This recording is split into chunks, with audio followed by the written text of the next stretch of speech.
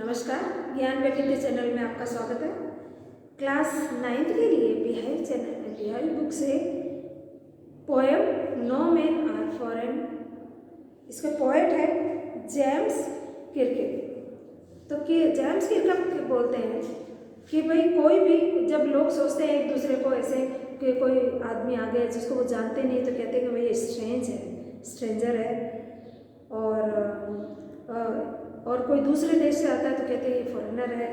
तो दूसरे देश को फॉरेन और दूसरे आदमी को जो स्ट्रेंज बताते हैं कि उसको जानते नहीं हैं। तो ऐसे जो हम सोचते हैं वो सोचना नहीं चाहिए, क्योंकि वो लोग कोई दूसरे नहीं हैं, वो हम जैसे ही हैं। और जब हम सोचते हैं कि नहीं कि वो तो दूसरी भाषा बोलते हैं, वो दूसरे देश के भिन्न देश से आए हैं, अलग देश से, उनकी भाषा भी अलग है, तो वो पॉइंट कैसे कहते हैं वो हमें बताते हैं, क्योंकि वो हमें रिमाइंड करते हैं कि आते वो दूसरे देश से हैं लेकिन वो भी हमारी तरह ही इंसान है और हम सभी इंसान हैं, एक जैसे इंसान हैं। तो उनकी चाहे भाषा अलग हो, चाहे वेशभूषा अलग हो, चाहे वो दिखने में अलग हो, पर वो होते इंसान ही हैं। तो कहने का मतलब ये कि कवि का मानना है कि देश ये चाहे अपना हो चाहे दूसरा हो, पृथ्वी पर इस अर्थ पे जो भी रहते हैं तो वो सारे इंसान हैं। तो इसी के बारे में वो कवि अपनी कल्पना में इस कविता में कहते हैं, remember no man are strange, no countries foreign, bend our uniforms, a single body breathes like ours, the land our brothers, like upon is earth like this, in which we all shall lie.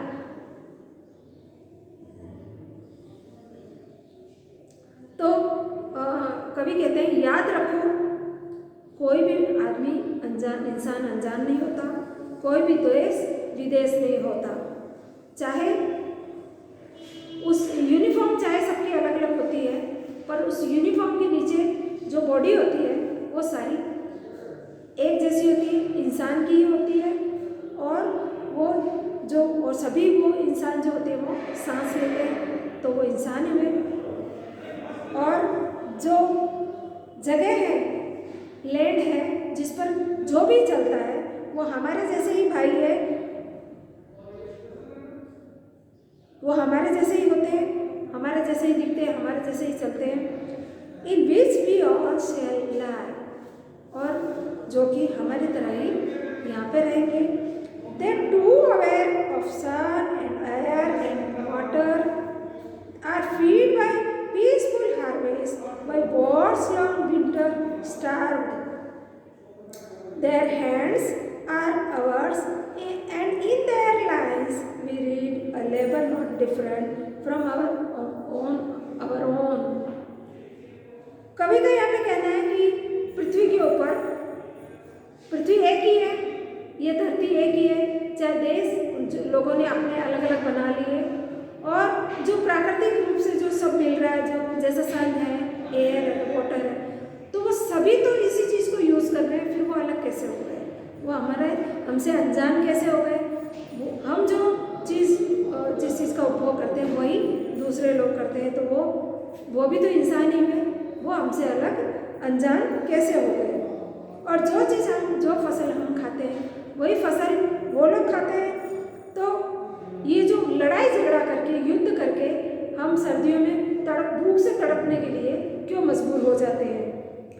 हमारे हाथ और उनके हाथ एक जैसे हैं, जो हमारे हाथ की लकीरें वही उनके हाथ की लकीरें जो हम पढ़ सकते हैं। और वो जो लेबर्स होते हैं, हार्ड वर्क करते हैं, वो हमसे अलग कैसे हो गए। हम भी वही हार्ड वर्क करते हैं और वो भी वही हार्ड वर्क करते हैं। कहने का मतलब है कि वो इंसान को सबको एक समान मानते हैं। कवि कहते हैं कि कोई भी हमसे अनजान नहीं है, सभी एक जैसे ही इंसान है। Remember, they have eyes like ours that wake or sleep, and strength then can be born by love. In every land is common life. that all can recognize and understand। यहाँ पे कवि कहते हैं कि याद रखो हमारी जैसी आँखें हैं वैसी उनकी आँखें हैं, जिससे हम देख सकते हैं, सो सकते हैं, चल सकते हैं, और हमारी जो स्ट्रेंथ है वही उनकी स्ट्रेंथ है। लेकिन उस स्ट्रेंथ को हम कैसे पा सकते हैं? लड़ाई झगड़े से नहीं, प्यार से हम उस स्ट्रेंथ को पा सकते हैं, क्योंकि वो भी हम जैसे ही इंसान हैं। और सब प्रत्येक लैंड में सब जगह एक कॉमन लाइफ है, और उसको हम पहचान सकते हैं और जान सकते हैं और समझ सकते हैं। लाइफ सबकी कॉमन है, जिसको हमें पहचान सकते हैं हम और जान सकते हैं, समझ भी सकते हैं उसकी लाइफ को। Let us remember whenever we are told to hate our brothers, it is ourselves that we shall dispossess, betray, condemn। Remember, who takes arms against each other, it is the human earth that we defy। कवि कहता है कि याद रखो, जब हम किसी को कहते हैं कि हम उससे नफरत करते हैं, हम किसी भाई से नफरत करते हैं, तो हम अपने आप से नफरत करते हैं। और अपने आप, यदि किसी की हम निंदा करते हैं तो वो अपने आप से करते हैं। यदि किसी के प्यार से हम वंचित रहते हैं तो हम वंचित रह जाएंगे उससे। और तो किसी की भी हमें निंदा नहीं करनी चाहिए। याद रखो, यदि हमने किसी के विरुद्ध यदि कोई शस्त्र उठाया है तो हम अपने आप को नुकसान करेंगे, हम अपने आप को नुकसान पहुंचाएंगे, और हम खुद उस नर्क की आग को, धूल के उबार को, उस बेगुनाह को नष्ट कर देंगे, जो हम उसके जिम्मेदार हम खुद हैं। कवि का कहना है कि कभी भी शस्त्र उठाने की या युद्ध करने की बात कभी नहीं करनी चाहिए, कोई भी वेपन्स की बात नहीं करनी चाहिए। उससे हम अपने आप की ज़िंदगी को नर्क बना लेंगे और किसी बेगुनाह को मारकर हम अपने आप को गुनाहगार बना लेंगे। Of air that everywhere our own, remember no man are foreign and no countries strange. वो हवा जो सब जगह एक जैसी है, इंसान सब जगह एक जैसे है, तो फिर कौन सा देश विदेश हो गया और कौन इंसान अनजान हो गया। तो कवि का यहाँ पे कहना है कि कोई भी इंसान हमसे अनजान नहीं है, कोई भी देश विदेश नहीं है।